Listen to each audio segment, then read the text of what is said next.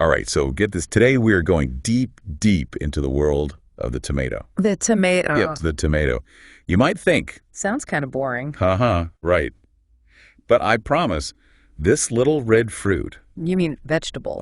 well, botanically speaking, it's a fruit, but Okay, fair enough. so this fruit, it's got a story that's more exciting than you'd believe. All right, I'm intrigued. Lay it on me. We dug into historical accounts, even found some wacky YouTube videos, and let me tell you, the tomato's past is juicy. Juicy, huh? Well, I am all ears. So picture this. America in the 1820s. People are straight up terrified of tomatoes. Why? They're delicious. Right.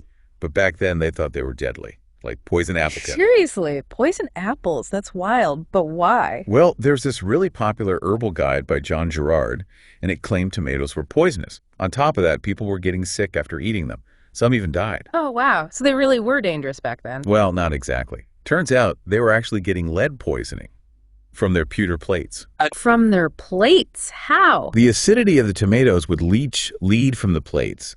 But back then, nobody put two and two together. So poor tomatoes got blamed for something totally unrelated. It's like the ultimate bad rap. And get this, some folks even blame them for appendicitis and stomach cancer. That's crazy. It really shows how powerful perceptions can be, even if they're totally wrong. Absolutely. And it's like that game of telephone, right? The story gets more and more distorted. I see what you mean. But hold on, rewind time a bit. Before all this drama, where did tomatoes even come from? Well, they actually originated way down south, the Andes Mountains, to be precise. The Aztecs were cultivating them ages ago, long before tomatoes hit Europe or North America. Wow, so they had a long journey. Oh, definitely. And get this, they were used in both culinary and ritual practices. The Aztecs knew how versatile these things were. So from ancient rituals to being public enemy number one, the tomatoes had quite a ride. You could say that again. And speaking of drama, we can't forget about the infamous Salem tomato trials of 1820. Ah, yes. That's where Colonel Robert Gibbon Johnson comes in, right? The ultimate tomato fanboy.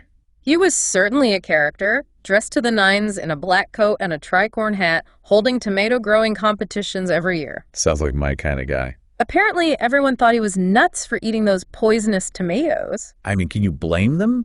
Imagine seeing someone munching down on what you believe is a death trap. Right. But that leads us to his legendary tomato eating stunt outside the Salem courthouse. Okay, set the scene for me. What went down? Picture this.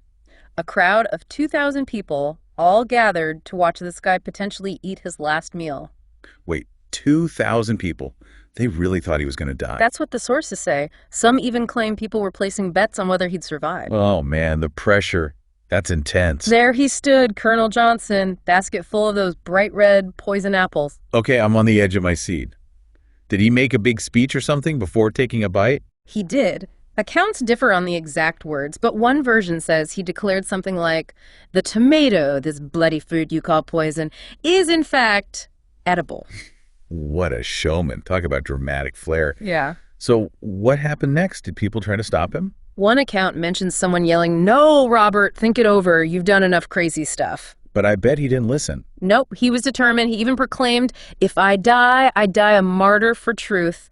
And then, bam, he takes a huge bite out of a tomato. Oh, man, the suspense is killing me. What happened? Did he keel over? Did people faint? Well, as you can probably guess, he didn't die. In fact, he ate the whole basket. One source even mentions someone from the crowd quipping, "You're right, Robert. If those tomatoes killed you, you're doing damn well for a dead man." That's amazing. I can only imagine the relief, the laughter, maybe even some disbelief. But hold on, did this whole tomato trial even really happen, or was it just a publicity stunt? Now that's a good question. Some historians think it might have been exaggerated, more of a performance than an actual legal thing. So maybe not a real trial, but definitely a good story. Absolutely. And regardless of historical accuracy, Colonel Johnson's tomato-eating spectacle definitely helped change how people saw the tomato. Yeah, he really put on a show. It's like the original viral food challenge, way before social media. Exactly. And think about it, this one event really played a part in shifting public opinion. Pretty amazing, right?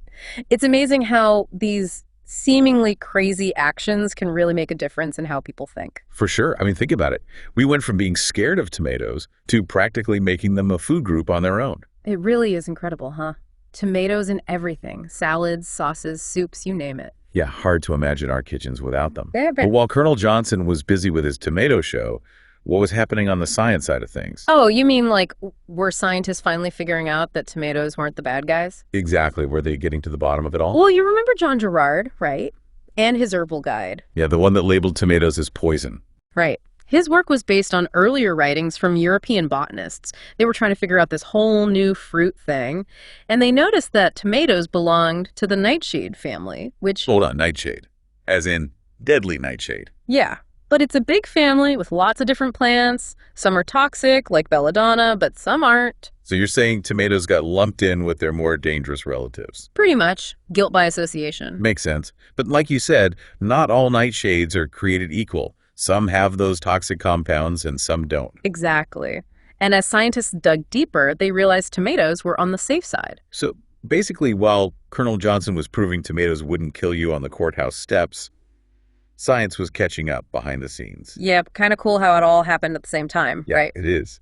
But speaking of how people saw tomatoes, I read somewhere that they were considered, Sinful. that's the one, sinful. Seriously. Entirely so? It had something to do with tomatoes being aphrodisiacs? Hold up, a love potion Yeah. in the form of a tomato. Well, back then, certain foods were thought to boost, sensuality and desire. And the tomato, with its red color and juicy, Yeah. it does kind of fit the image, I guess. It's funny how the perception of tomatoes has changed so much over time. First they were poison, then they were... Forbidden fruit. Exactly. It's almost like a soap opera, but with the tomato as the main character. Right. We've got fear, science, a little bit of scandal. The tomato has seen it all. It just shows that food is about more than just, eating. It's tied to culture, history, even symbolism. That's a really good point. This whole deep dive has really made me think about all the things we take for granted about, well, food. Right. Like we just grab a tomato from the store and don't even think twice about it. Exactly.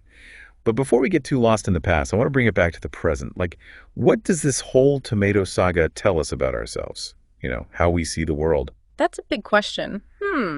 I think it shows that our understanding of things can really change as we learn more. Yeah, that's true.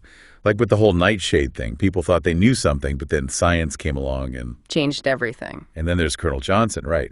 He took action, even if it seemed kind of crazy at the time, And he challenged what everyone thought they knew. which ultimately led to change. It's pretty inspiring when you think about it.